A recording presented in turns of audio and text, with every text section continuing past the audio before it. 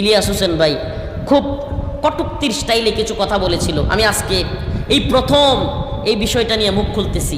আমার এলাকায় যদি কেউ যাওয়ার হয়ে থাকে, আমি ছোটোবেলা থেকেই ওই যে বক্তব্য মনে আছে যে আমার ডিকশনারিতে আল্লাহর বিরুদ্ধে গেলে কোনো প্রধানমন্ত্রী নাই, মনে আছে? একটু আস্তাগফিরুল্লাহ আস্তাগফিরুল্লাহ আস্তাগফিরুল্লাহ বারবার বলছি, অহংকার না। একটু খবর নিয়ে নেত্রকোনায় যে মাদানী সাহেব এলাকায় কিভাবে থাকে কিভাবে চলে, কাউরে গুনার আমার টাইম নেই, কখনো গুনি না। আল্লাহর জমিনে আল্লাহর গোলামি করি, আল্লাহর দালালি করি, কোনো ব্যক্তির কোনো দলের দালালি করি না। আমার কাছে আসলে যদি আপনি আল্লাহর পক্ষের হয়ে থাকেন, দ্বীনের পক্ষের হয়ে থাকেন, আসেন, ওয়েলকাম। কিন্তু শয়তানি করবেন, ভণ্ডামি করবেন, টাইম নেই। প্রিয় ভাইরা আমার, শুধু বলার জন্য বলতেছি না, নেত্রকোনায় খবর নিয়ে দেখেন, আলহামদুলিল্লাহ। আমার থানা পূর্বধলায় খবর নিয়ে দেখেন, আলহামদুলিল্লাহ। সমস্ত জুলুমের বিরুদ্ধে আমি তীব্রভাবে প্রতিবাদ করি, সে যত বড় হোক। আওয়ামী লীগের সময় আওয়ামী লীগের বড় নেতা হোক, কিংবা বর্তমান সময়ে যারা নেতৃত্ব কর্তৃত্ব দেখাতে চায়, যার কার বিরুদ্ধে অন্যায় জুলুম হইলেই আমি তাদের বিরুদ্ধে রুখে দাঁড়াই। প্রিয় ভাইরা আমার, বন্ধুগণ আমার, এতে কইরা আমি কিছু সমস্যা ফিল করতেছি। কি রে, এরা দিই সব হুজুরারে ভালো পায়, আমারে দেখতেই পারে না, কাহিনী কি? এরা সামনাসামনি খুব মহাব্বত করে দেখায়, কিন্তু আড়ালে গিয়া শুনি খালি আমার বিরুদ্ধে গিবত করে। কাহিনী কি? যে হুজুর, সব হুজুররা আমাদের পিছনে ঘুরে আর আমরা আমনের পিছনে ঘুরতে হয়, কাহিনী কি? মানে রাগে সহ্য করতে পারে না। কারণ আলেমদেরকে এরা ক্ষমতার মসনদে, আলেমদেরকে এরা নেতৃত্বের আসনে দেখতে চায় না।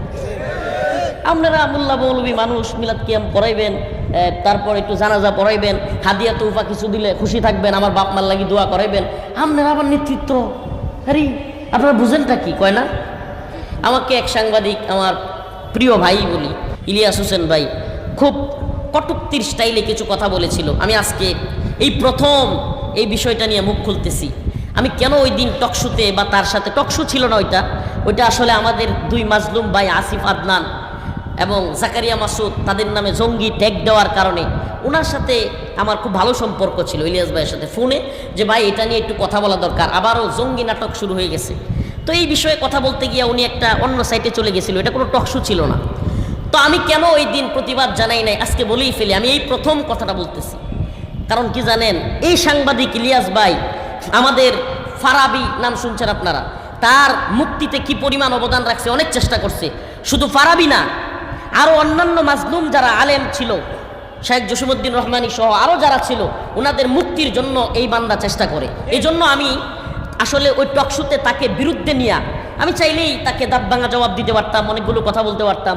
সে কিন্তু একবার পরবর্তী এক লাইভে এসে এটাও বলছে যে আমি রফিক মাদানী ভাইকে মোহাব্বত করি, সে যদি আমার জুতা দিয়েও পিটাইতো আমার এতে, তবুও আমি কখনোই তার বিষয়ে করতাম না। শুনছেন কিনা আপনারা? কিন্তু আমি ওইটা কেন করি নাই? যেই মানুষগুলো আলেমদের মুক্তির ব্যাপারে কাজ করে, এরা যদি কখনো কষ্টে রাগে কোনো কথাও বলে ফেলে, সহ্য করি, এছাড়া আর কিছুই না। চাইলে তারে দাঁত ভাঙা জবাব দেওয়া, আমি এমনিতেই একটু টুটখাড়া, আমার সবাই কয়, আমি কথা বলতে পারি, খুব সমস্যা ছিল না। কিন্তু আমি কেন বলি নাই, এতটুকু ধৈর্য এই জন্য ধরেছি যে আল্লাহ যেন তাকে দ্বীনের কাজে লাগায়। কসম করে বলতে পারবো, কাফারা দিতে হবে না। অন্তরে শুধু এই কারণটা বদ্ধমূল ছিল যে আল্লাহ তারে দ্বীনের কাজে লাগায়। আজকে আমি তার সাথে ফাইটিংয়ে চলে গেলে, তারা নিয়ে বাদানুবাদ করলে, সে হয়তো একটু অন্য মাইন্ডে চলে যাবে, হয়তো দেখা যাবে আলেমুল আমাদের সাথে একটা বাজে পরিস্থিতি তৈরি হবে। এই জন্য সহ্য করেছিলাম। আল্লাহ তাকে হেদায়েত দান করুক, বলে না আমিন। তো প্রিয় ভাইরা আমার, যে কথাটা বলতেছিলাম, উলামায়ে কেরামকে ওই জায়গাটায় দেখতে চাই। আমি আলেম সমাজকে বলবো, ওই জায়গাটায় কেন দেখতে চাই জানেন? কারণ আমরা, মনে কষ্ট নেবেন না প্রিয় আলেম সমাজের ভাইরা, কারণ আমরা এই উম্মতকে বুঝাইছি যে আপনার গাছে পেঁপে হইলে প্রথম পেঁপেটা মাদ্রাসায় দিয়েন। আমরা এই উম্মতকে বুঝাইছি আপনার ঘরে ধান হইলে প্রথম নতুন ধানের চাউলের ভাতটা হুজুরে খাওয়ায়েন। আমরা এই উম্মতকে বুঝাইছি আপনার মুরগিটা ডিম পারলে ওই প্রথম ডিমটা হুজুরে খাওয়ায়েন। এগুলা খুব ভালো বুঝছে মানুষ, কিন্তু আমরা এই উম্মতকে বুঝাইতে পারি নাই যে আল্লাহ রসুল মসজিদে বসে, আল্লাহ রসুল সাল্লাল্লাহু আলাইহি সাল্লাম দেন দরবার করেছেন, আল্লাহ রসুল সাল্লাল্লাহু আলাইহি সাল্লাম রাষ্ট্র পরিচালনা করেছেন, সাহাবায়ে কেরাম রাষ্ট্র পরিচালনা করেছেন। অতএব ইমামরা হলো সমাজের নেতা, ইমামরাই রাষ্ট্রের নেতৃত্ব দিবে।